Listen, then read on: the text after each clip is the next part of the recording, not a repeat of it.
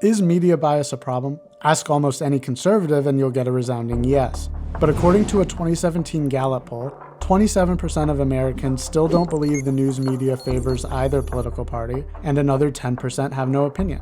And 22% of Americans believe the media are biased in favor of Republicans. Clearly, to understand this issue, we need more than subjective feelings. We need objective analysis.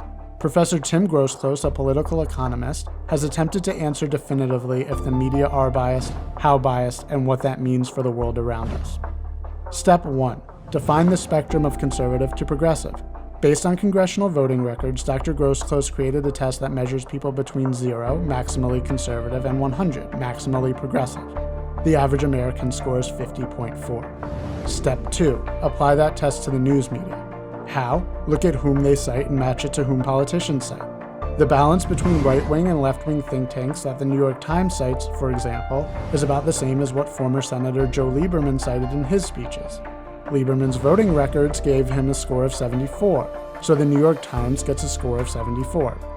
Run this test for more news outlets, and the average score comes to 58.5, 8.1 points to the left of the average American. So the media are biased to the left, but so what? Step 3. See how the media slant affects people's political views. 3 separate experiments tracked how changes in the media individuals read affect their answers on Dr. Groseclose's political views test.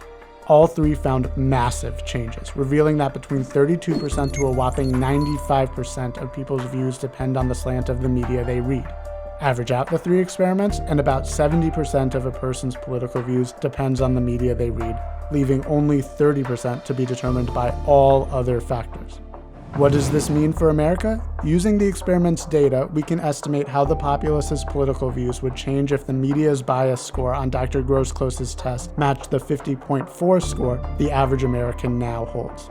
If the media's score moved 8.1 points, then the average American would move 5.7 points in a more conservative direction. But of course, if the media's score were changed again to match the average American's 5.7 point move, it would cause the average American to move further rightward. Repeat these moves until the data stabilizes, and the average American would end up scoring around 31.5, which is 18.9 points more conservative than today's national average, about the current score for Texans. Left-wing media bias is real, and it's changing America's future. That's not just opinion, it's science. I'm Klein. If you liked this video, please subscribe to our channel and help us share it. Thanks for watching.